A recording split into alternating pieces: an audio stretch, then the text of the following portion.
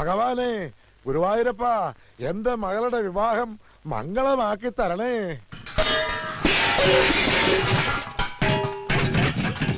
ഇവിടെ വലിച്ചു വാരിയിടാനല്ല പറഞ്ഞത്. ആർക്കും ഒന്നിലും ഒരു ശ്രദ്ധയും ഇല്ല. തനിയൊന്നേ വരുന്നേ.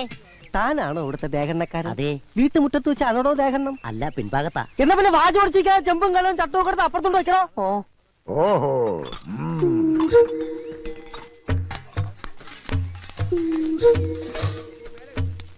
100 കൂട്ടം കാര്യങ്ങൾ ഉള്ളപ്പോഴാണോ ഇങ്ങനെ കുന്തം വിഴിഞ്ഞ കണക്ക് നിക്കണേ? പച്ചക്കറിയും പലവഞ്ഞവും രാവിലെ എത്തൂന്ന് പറഞ്ഞിട്ട് അത് വന്നോ ഇല്ലയോ നോക്കിയോ? ദൂരെ നിന്ന് വരുന്നവർക്കുള്ള താമസ സൗകര്യം ഏർപ്പാടാക്കിയോ? പൂവും മാലയും ബൊക്കയും നാളെ വെളുപ്പിനെ ഇവിടെ എത്തുവോ? ഒന്നും പറഞ്ഞിട്ട് കാര്യമില്ല. ഒന്ന് നിന്നേ, ഒരു കാര്യം അറിയാനുണ്ടായിരുന്നു. എന്താ? പെണ്ണിന്റെ തന്ത നീയോ ഞാനോ? അതെന്താ മുതലാളിക്ക് പെട്ടെന്നൊരു സംശയം? മുതലാളി വിഷമിക്കണ്ട, ഞാൻ ചേച്ചിയോട് ചോദിക്കാം. ആ അർത്ഥത്തിലല്ല ഞാൻ ചോദിച്ചത്. തന്തയ്ക്ക് വേറെ അർത്ഥം കേട്ടോ. ഞാൻ ചോദിച്ചത് ഈ വീട്ടിലെ ഗ്രഹനാഥൻ നീയാണോ ഞാനാണോ എന്നാ. ഗ്രഹനാഥൻ മുതലാളി എന്നാ, എന്നാലും ഫുൾ ഉത്തരവാദിത്തം എനിക്കാ. എന്നാ പിന്നെ നോക്കി നിൽക്കാതെ എന്നോട് ആജ്ഞാപിച്ച് അവിടെ പോയി ചെയ്യണ. അവന്റെ ഒരു അങ്ങോട്ടും ആദ്യം പാചകം ഒന്ന് ടെസ്റ്റ് ചെയ്യട്ടെ. ഭയങ്കര വിശപ്പ്. നീർക്കോലിയുടെ രൂപവും പെരുമ്പാമ്പിന്റെ വിശപ്പും. എന്താ മോളെ? ഒരു കാര്യം പറയാനുണ്ട്. പുതിയ കാര്യം വല്ലതുമാണെങ്കിൽ മാത്രം പറഞ്ഞാൽ മതി. അച്ഛാ, ഞാൻ കാല് പിടിക്കാം. ഈ കല്യാണം വേണ്ടല്ലേ. നല്ലൊരാലോചന കുടുംബത്തിൽ വന്ന് കയറിയപ്പത്തോട് തുടങ്ങിയതായി ഒരു ചൊല്ല്. ഉറപ്പിച്ച് നാളൊട്ടേക്ക് ക്ഷണവും കഴിഞ്ഞു. നാട്ടുകാരും ബന്ധുക്കളും എല്ലാം കല്യാണത്തിന് പുറപ്പെട്ടു കഴിഞ്ഞു. അപ്പോഴും പെണ്ണിന് പഴയ പല്ലവി തന്നെ. മിണ്ടിപ്പോകരുത്, അരിഞ്ഞുകളഞ്ഞ്. മാനം പോയാ പിന്നെ ഈ വട്ടപ്പറപ്പിൽ ഉണ്ണിത്താൻ എല്ലാം തകർത്ത് കളയും. നിങ്ങൾ ഇങ്ങനെ ഒച്ച വെച്ച് നാട്ടുകാരെ മുഴുവൻ അറിയിക്കണ്ട. നാളെ ഈ പടി ഇറങ്ങേണ്ട കുട്ടിയാ. ഞാൻ പതുക്കെ തന്നെയാ സംസാരിച്ചത്. എന്റെ മോന്റെ ശബ്ദം ഇങ്ങനെ ഇരിക്കുന്ന എല്ലാവർക്കും അറിയാം. എന്താ അകത്തൊരു ബഹളം? ഒരല്പം കുടുംബകാരി എന്റെ മോളും ഭാര്യയായിട്ട് പങ്കുവെച്ചതാ. എന്താ കുഴപ്പമുണ്ടോ? എനിക്ക് മനസ്സിലായി. എന്ത്? പെണ്ണിന്റെ അച്ഛനാരാണെന്ന് ചേച്ചിയോട് പോയി ചോദിച്ചില്ലേ?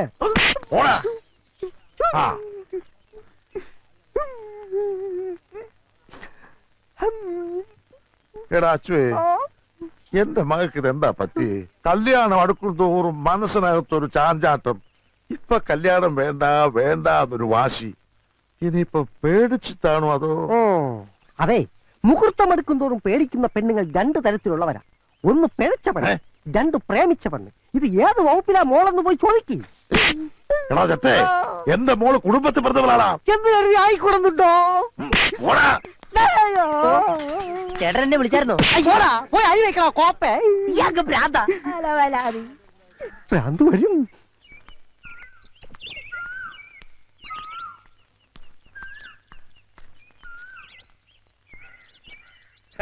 നാട്ടിലോരോ പ്രായപൂർത്തിയായ പെൺകുട്ടികളുടെ കല്യാണം കഴിയും തോറും മനസ്സിന് എന്തൊരാശ്വാസം.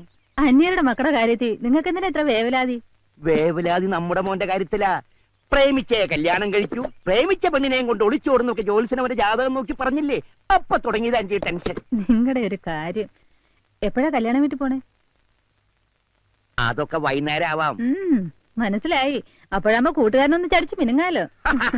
ഉണ്ണിത്താരുമായിട്ട് അങ്ങനെ കമ്പനി കൂടാൻ പ്രത്യേകിച്ച് സമയമൊന്നും നോക്കണ്ട, എപ്പോഴാവാം. ഞാനൊരു നേരം പോക്ക് പറഞ്ഞാണേ. പിന്നെ സരസ്വന് എന്തെങ്കിലും കൊടുക്കണ്ടേ? ഒരു പവന്റെ ഒരു മോതിരം തന്നെ ആയിക്കോട്ടെ. ഓ, കട തുറക്കാൻ നേരം പോയി. നിങ്ങൾ കടന്ന് കയറ് പൊട്ടിക്കണ്ട. അവൻ പോയിട്ടുണ്ട് കട തുറക്കാൻ. എന്റെ ഈശ്വര, അവൻ പോയോ? ഈ ലേഡി സ്റ്റോറിന്റെ സ്ഥാനത്ത് വല്ല വളണ്ടിപ്പോ ആയിരുന്നെങ്കിൽ നമ്മുടെ മോൻ പോവായിരുന്നോ? പെണ്ണുങ്ങളുമായിട്ട് കൊഞ്ചിക്കൊഴയാലോ. നിങ്ങൾ ഇങ്ങനെ പേടിച്ച് പേടിച്ച് കൂട്ടിലിട്ട പോലെ വളർത്തുന്ന കുട്ടിയല്ലേ അവൻ. ഒരു പെങ്കൊച്ചിന്റെ മുഖത്ത് പോലും നോക്കില്ല. നരസിംഹം വളകൾ അണിയുമ്പോ ഈ കൈക്കെന്തൊരു ഭംഗിയാന്ന് നോക്കിയേ. വേദനിച്ചോ?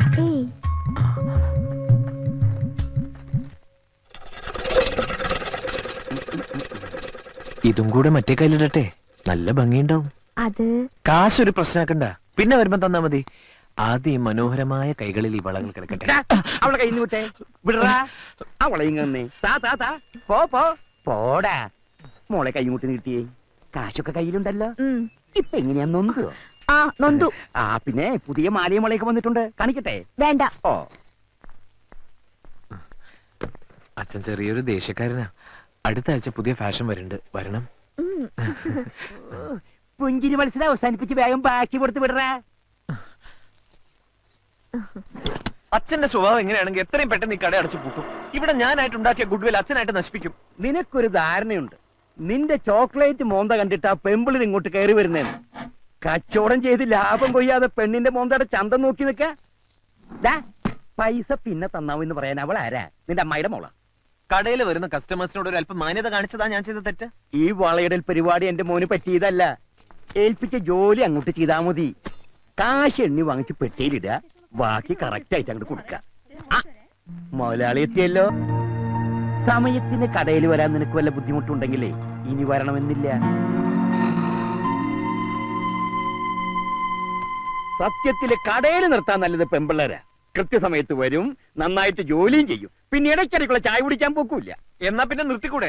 അതിന് നിന്റെ ജാതകം സമ്മതിക്കണ്ടേ? എന്റെ അച്ഛ, ഒരു ഒളിച്ചോട്ട് എന്തായാലും എന്റെ ജീവിതത്തിൽ അച്ഛൻ പ്രതീക്ഷിക്കണ്ട.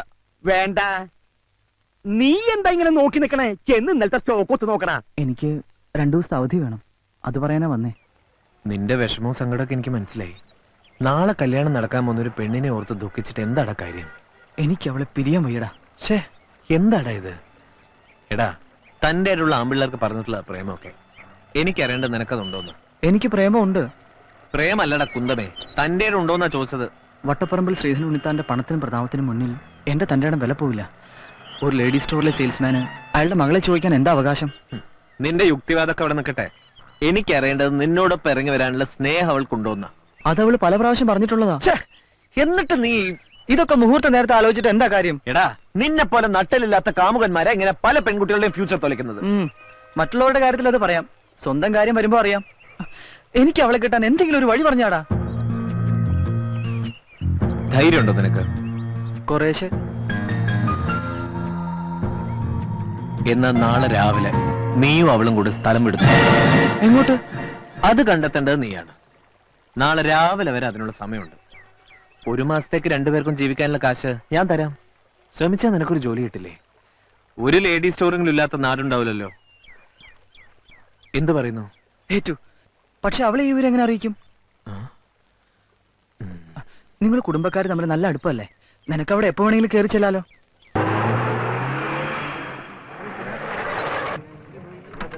അല്ല, വലിയ കുറുപ്പും കൊച്ചു കുറുപ്പും ഒന്നിച്ചാണല്ലോ. എന്റെ പൊന്ന് ചേട്ടാ, ചേട്ടനെങ്കിലും വിളി നിർത്തിക്കൂടെ? സുഭാഷ് ചന്ദ്രബോസ് എന്നൊരു കിടിലം പേര് എനിക്കുണ്ട്. താല്പര്യം അനുസരിച്ച് സുഭാഷ് എന്നോ ചന്ദ്രൻ എന്നോ ബോസ് എന്നോ വിളിച്ചോ. എന്ത് തന്നെ ഉണ്ടെങ്കിലും ആ കൊച്ചു കുറുപ്പിന്റെ സുഖമില്ല. കുറുപ്പേ, താൻ രാവിലെ വരുമെന്നല്ലേ ഞാൻ കരുതിയത്. ഇത് തുടങ്ങുന്ന നേരത്തെ എന്റെ മകനീയ സാന്നിധ്യം ഉണ്ടായ പോരെ? മോളെന്തി അകത്തുണ്ട്, വരൂ.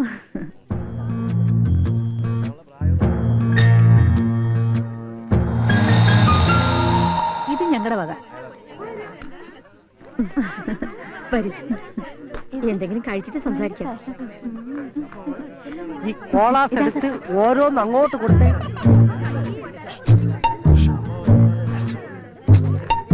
ആ കോള അങ്ങോട്ട്